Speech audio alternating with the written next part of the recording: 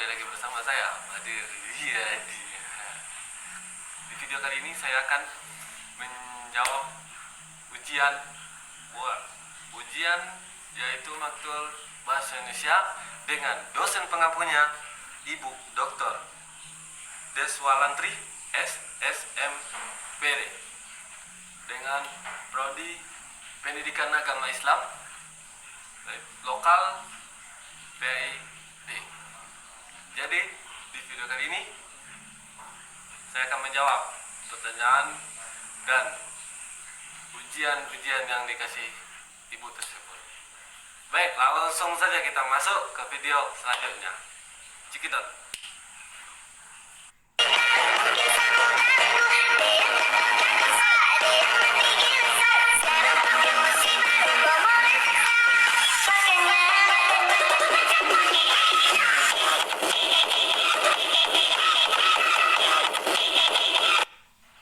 Assalamualaikum warahmatullahi wabarakatuh. Baik, saya Fadir Yadi, NIM 21200134. Soal pertama yaitu perhatikan teks arti ayat Al-Quran berikut. Itu surat Yusuf ayat 100, yang dimana bagian A soalnya yaitu uraikan 3 upaya yang Anda lakukan untuk memahami makna atau tafsir ayat ini. Jawabannya yang bagian A yaitu, dan dia menaikkan kedua orang tuanya ke atas Siggasana, dan mereka semua tunduk bersujud kepada Yusuf. Dan dia Yusuf berkata, "Wahai ayahku, inilah takwil mimpiku yang dahulu itu, dan sesungguhnya Tuhanku telah menjadikan kenyataan. Sesungguhnya Tuhanku telah berbuat baik kepadaku ketika dia membebaskan aku dari penjara, dan ketika membawa kamu dari dusun setelah setan merusak hubungan antara aku dengan saudara-saudaraku. Sungguh Tuhanku maha lembut terhadap apa yang dia kehendaki. Sungguh, dan dia maha mengetahui dan maha bijaksana." Itu soal nomor 1, bagian A.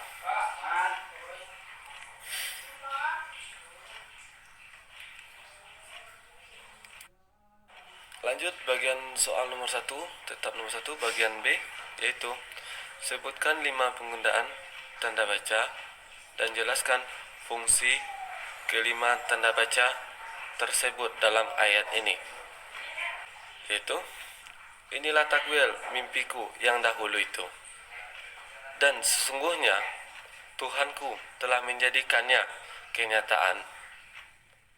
Sesungguhnya Tuhanku telah berbuat baik kepadaku ketika dia membebaskan aku dari penjara, dan ketika membawa kamu dari dusun setelah setan merusak hubungan antara aku dengan saudaraku. Itu jawaban bagian B soal nomor 1. Lanjut bagian C soal nomor 1. Jadi soalnya, jelaskan semua penggunaan kata maha dalam arti ayat itu dan jelaskan fungsinya. Jadi soalnya bagian C itu jelaskan semua penggunaan kata maha dalam arti ayat itu dan jelaskan fungsinya. Jadi jawabannya yaitu, sesungguhnya Tuhanku telah berbuat baik kepadaku ketika dia membebaskan aku dari penjara, dan ketika membawa kamu dari dusun setelah setan merusak hubungan antara aku dengan saudaraku. Sesungguhnya Tuhan maha lembut terhadap apa yang dia kehendaki. Sungguh dia maha mengetahui dan maha bijaksana. Itu jawaban dari nomor 1 bagian C. Baik, saya akan menjawab soal nomor 2 bagian A. Itu soalnya uraikan yang Anda rasakan setelah membaca teks tersebut, kemudian ungkapkan dengan jujur yang akan dilakukan sebagai rasa wujud kepedulian terhadap muslim di bumi Syam tersebut. Baik, saya akan menjawab dengan jujur, yaitu jawaban dari nomor 2 bagian A. Baik, yang setelah saya baca kisah atau yang dirasakan atau musibah yang ditimpa oleh negeri Syam, ya saya pun merasa sedih juga, dan saya jujur kalau misalnya kita punya, baik itu ada uang, kelebihan uang atau makanan, pakaian dan segala macamnya, kalau bisa disumbang atau dikasih ke situ juga gak apa-apa. Tapi kalau usulan saya sih ya harus kita bersedekah, karena tidak berdosa pula kita bersedekah itu kepada orang yang lagi membutuhkan, walaupun sedikit kita menyumbang untuk negeri Syam. Jadi itu yang saya rasakan.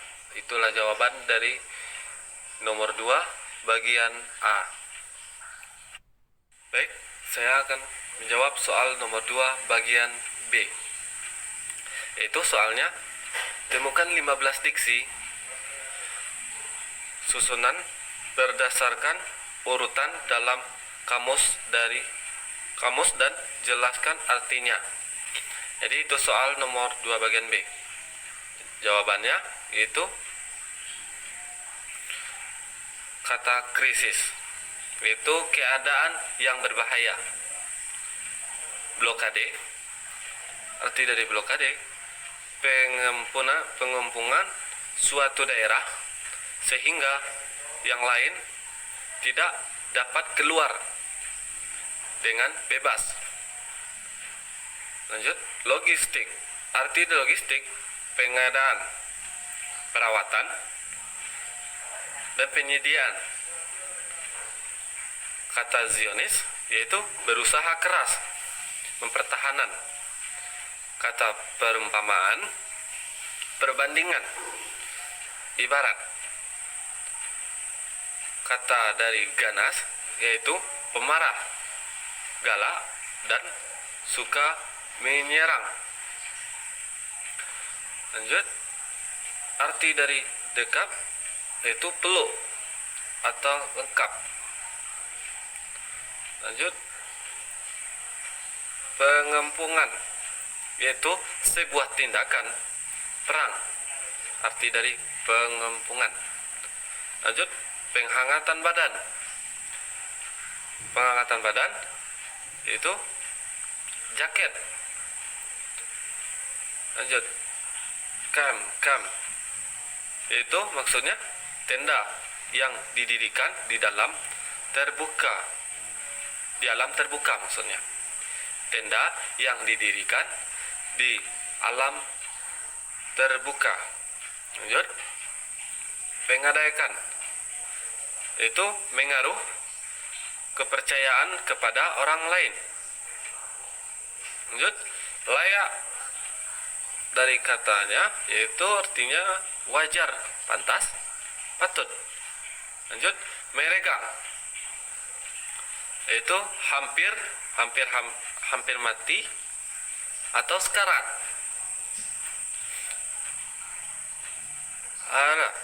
Yaitu atas, pada, keadaan, akan.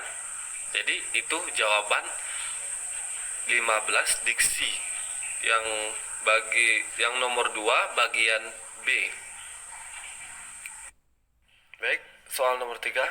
Jelaskan dengan logika berpikir 5 alasan Ananda sebagai bangsa Indonesia dan harus bangga berbahasa Indonesia. Kemudian, paparkan yang telah dilakukan untuk memelihara rasa bangga tersebut. Jadi, alasannya 5 alasan. Alasan pertama yaitu bahasa Indonesia sebagai bahasa peraturan diraih dengan perjuangan. Jadi, paparannya yaitu mungkin tidak ada bahasa yang pantas menyandang predikat keren selain bahasa Indonesia. Ia mungkin hanya bahasa Indonesia yang harus memiliki perjuangan berdarah-darah, dalam kutip, untuk diakui sebagai bahasa nasional, bahasa resmi, sekaligus bahasa persatuan. Itu alasan pertama. Alasan kedua, bahasa Indonesia berasal dari bahasa Melayu. Salah satu keputusan Kongres Bahasa Indonesia 11 tahun 1954 di Medan adalah bahasa Indonesia berasal dari bahasa Melayu. Bahasa Indonesia berkembang dari bahasa Melayu yang sejak zaman dahulu sudah digunakan sebagai perhubungan lingua franca, bukan hanya di keputusan Kepulauan Nusantara. Itu alasan 2. Alasan ketiga, bahasa Indonesia adalah bahasa yang kaya. Seperti yang disinggung sebelumnya, bahasa Indonesia berakar dari bahasa Melayu dengan daerah Riau sebagai pusatnya perkembangannya. Itu alasan nomor 3. Alasan nomor 4, bahasa Indonesia adalah bahasa yang mudah sekaligus rumit. Maksudnya, setiap bahasa memiliki ciri dan kiasan sendiri. Demikian juga dengan bahasa Indonesia. Jika dalam bahasa Inggris kamu harus mengingat bentuk perubahan verba lampau, dan saat ini dalam bahasa Indonesia kamu bebas dari kewajiban itu. Itu alasan nomor 4. Lanjut alasan nomor 5. Bahasa Indonesia juga dipelajari bahasa lain. Paparannya yaitu tak hanya di dalam negeri, bahasa Indonesia ternyata juga dipelajari oleh banyak negara di dunia. Menurut Brilionet, setidaknya ada 4 universitas besar di dunia yang memiliki mata kuliah bahasa Indonesia, yaitu Tokyo University of Graduate Studies atau Jepang dan lain-lain. Nah, itu alasan nomor 5. Menjawab pertanyaan nomor 4, yaitu soalnya uraikanlah 4 persiapan yang ingin dilakukan untuk memenuhi tuntutan dunia kerja dan jelaskan alasan persiapan tersebut. Jadi jawabannya itu persiapan yang ingin dilakukan untuk memenuhi tuntutan dunia kerja itu yang pertama, mental. Kamu harus kuat dan jangan merasa lemah. Mulailah berpikir positif akan tanggapan. Lanjut, yang kedua, mengenali diri, yaitu kenali diri kita sepenuhnya. Ketahuilah kekurangan yang kita miliki dan berbaik perbaiki sepenuhnya agar kita siap menghadapi dunia kerja. Lanjut, yang ketiga, mengasah kemampuan dapat membuat kita semakin percaya diri di lingkungan kerja. Lanjut, 4, mengontrol emosi. Agar tidak ada masalah ke depannya dalam dunia kerja. Terkadang kita sangat sulit untuk mengontrol emosi. Jadi itu jawaban dari nomor 4. Soal nomor 5 yaitu buatlah pidato singkat dengan durasi 5 menit. Topik sesuai dengan minat masing-masing, tergantung keinginan masing-masing judulnya. Baik, saya akan memberi judul pidato saya yaitu tentang mensyukuri nikmat Allah. Terdapat dalam surat Ibrahim ayat 7 yaitu yang berbunyi A'udzubillahi minasyaitonirrajim Bismillahirrahmanirrahim Wa ista'azna rabbukum la in syakartum la azidannakum wa la in kafartum inna azabil lasyadid. Sadaqallahul azim. Yang artinya, dan ingatlah ketika Tuhanmu memaklumkan, sesungguhnya jika kamu bersyukur, niscaya aku akan nambah. Tetapi jika kamu mengingkari nikmatku, maka azabku sangat pedih atau sangat berat. Baik, terdapat dalam surat Ibrahim tadi yang dijelaskan bahwa kita harus mensyukuri nikmat Allah Subhanahu wa taala. Walaupun kita dikasih orang sekecil atau sebiji gandum dibanding sebesar 1 juta uang, dan kita merasakan sombong atau merasa tidak ada berkahnya kalau kita yang memilih 1 juta itu, tapi kita tidak bersyukur dibanding dengan sekecil biji gandum, kita bersyukur. Insya Allah nikmat yang dikatakan oleh Allah di atas tadi, nikmatku akan ku tambah kepadamu jika kamu mensyukuri nikmatku. Jadi itu, kalau misalnya kita tidak mensyukuri nikmat Allah, walaupun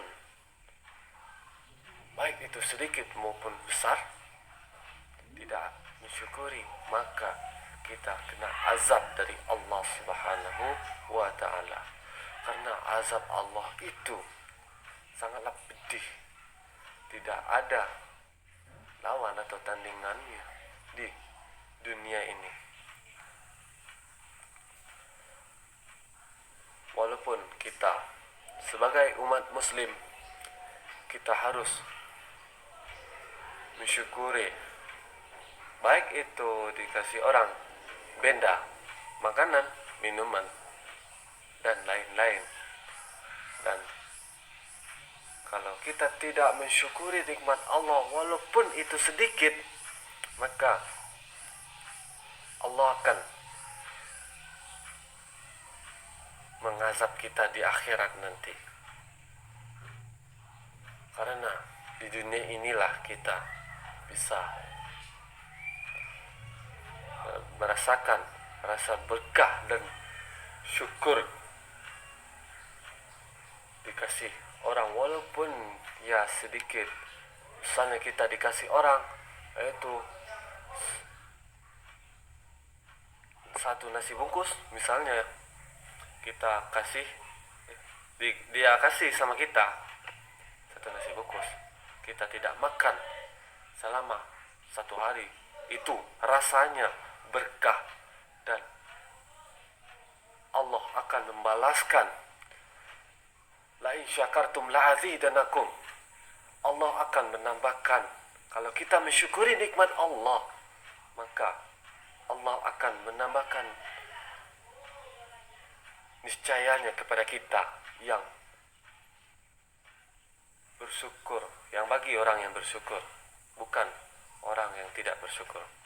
Karena orang yang tidak bersyukur itu dia tidak memikir bagaimana nasib orang yang di sana.